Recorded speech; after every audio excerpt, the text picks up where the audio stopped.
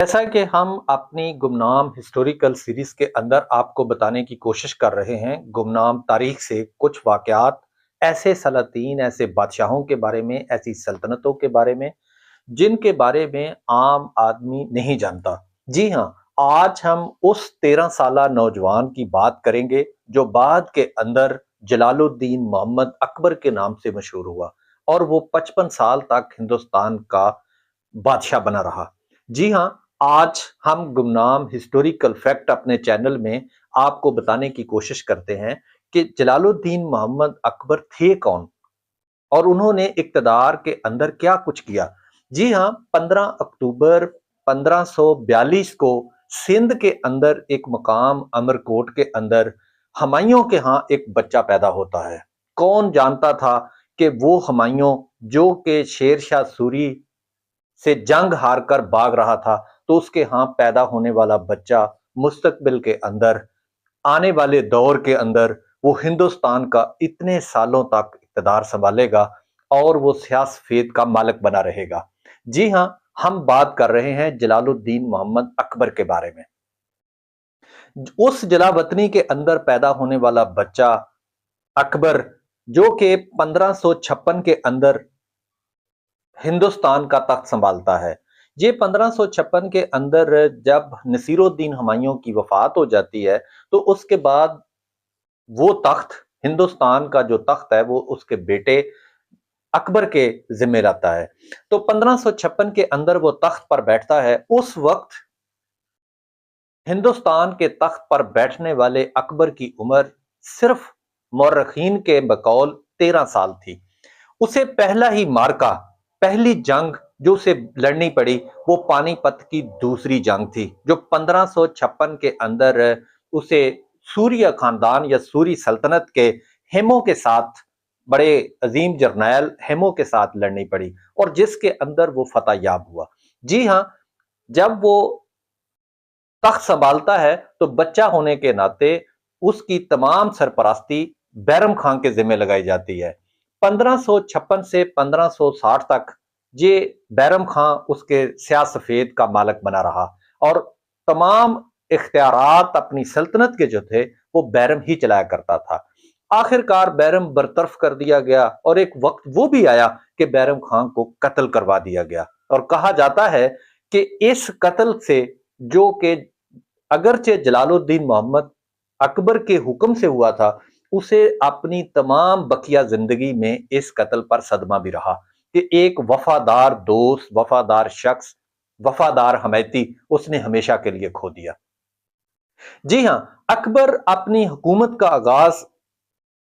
1561 से करता है। 1561 से पहले बैरम खां किसी न किसी हद तक उसकी सल्तनत का तमाम इख्तियारात का मालिक था, लेकिन 1561 के अंदर जब बैरम खान कत्ल कर दिया जाता है तो तमाम इख्तियारात अकबर ने अपने हाथ में लिए और इसके बाद उसने मुख्तलिफ पॉलिसियां अपनाई, जैसा कि राजपूत पॉलिसी है। तो उस वक्त हिंदुस्तान के अंदर राजपूत जो थे, वो उनकी तादाद ज्यादा थी, उनके अंदर जंगी महारत ज्यादा थी या वो बहादुर लोग थे। तो हमेशा जो था वो मुगलिया सल्तनत के अंदर राजपूतों के साथ हमेशा कशमकश रही। लेकिन अकबर यूं ही अपने इक़्तिदार को संभालता है, उसने पहली जो पॉलिसी अपनाई वो थी राजपूत पॉलिसी। राजपूत पॉलिसी ये थी कि 1562 के अंदर उसने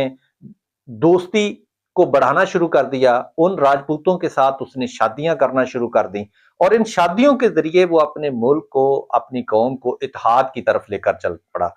इसी तरह उसने 1571 के अंदर फतेहपुर सीकरी का क़याम किया, ये भी उसकी एक पॉलिसी का एक हिस्सा था। इसी तरह उसने इबादत खाना की नशिस्तें, ये इबादत खाना नशिस्तें 1575 के अंदर उसने बनाई। ये 1575 के अंदर जो उसने इबादत खाना नशिस्तें बनाई थी, कहा जाता है कि एक ऐसी जगह तामीर की गई थी, उस मजलिस के अंदर हर मकतबे फिक्र, हर मजहब के लोग बैठा करते थे और वो इस बात पर बादशाह को कायल किया करते थे कि उनका मजहब ही सच्चा है। उसके अंदर ईसाई थे, यहूदी थे, हिंदू थे और मुसलमान थे, तो हर तरह के लोग बैठा करते थे। तो वो बादशाह इस बात पर उन्हें एग्री करने की कोशिश करता था कि आप बताएं कि उनका दीन सच्चा है ताकि मैं उनका दीन अपना लूं। तो इस तरीके से ये جو ہے عبادت خانہ کی نشستیں تقریباً اس نے 1575 کے اندر شروع کی تھی۔ پھر اس کی فتوحات کا ایک بڑا ذکر آتا ہے۔ گجرات اس نے 1572 کے اندر اس نے فتح کیا، بنگال 1576 کے اندر، اور اسی طرح تو کشمیر جو ایک بڑا اہم حصہ رہا پہلے مغلیہ کے سلطنت کے اندر، تو اس کے اندر 1586 کے اندر اس نے کشمیر بھی فتح کر لیا، اور سندھ جیسا علاقہ جہاں وہ کبھی پیدا ہوا تھا 1591 کے اندر اس نے وہ بھی فتح کیا، دکن 1596 کے اندر اس نے وہ بھی فتح کیا۔ اس طریقے سے اس نے اپنی پالیسیوں کے ساتھ جہاں پر اس نے دوستیاں شادیاں کرنی شروع کی، وہاں پر اس نے اپنی فتوحات کا سلسلہ بھی جاری رکھا، اور 1582 کے اندر اگر اس نے کوئی بڑا کام کیا یا بڑا غلط کام کیا، جو بعد میں مورخین بتاتے ہیں کہ وہ کہتے ہیں کہ اکبر اگر یہ کام نہ کرتا تو شاید ہندوستان کی تاریخ کا ایک بڑا عظیم نام ہوتا، تو وہ تھا اس کا دین الہی کا اجرا کرنا۔ 1582 کے اندر اس نے دین الہی جاری کر دیا، وہ بھی ابو الفیضی اور فیضی کے وجہ سے، تو یہ اس کی بڑی ایک خامی شمار کی جاتی ہے۔ اور یہ جو دو وزیر تھے، وزیر ابو الفیضی اور ابو الفضل، یہ 1580 سے 1600 تک ان کا مکمل اکبر پر کنٹرول رہا،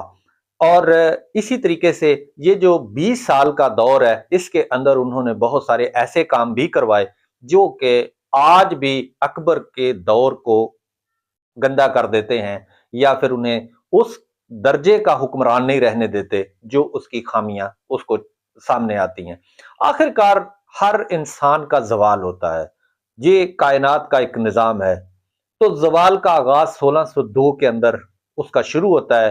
اور وہی اکبر جو پچھلے 55 سال سے اس ہندوستان کے سیاہ سفید کا مالک بنا رہا، اور اس ہندوستان کا بڑا عظیم بادشاہ خود کو کہلاتا رہا، اکبر سے جلال الدین محمد اکبر تک خود کو کہلواتا رہا، دین الہی کا اجرا کر چکا تھا، وہ شخص 27 اکتوبر 1605 کو آخر کار اس دنیا فانی سے رخصت کر گیا۔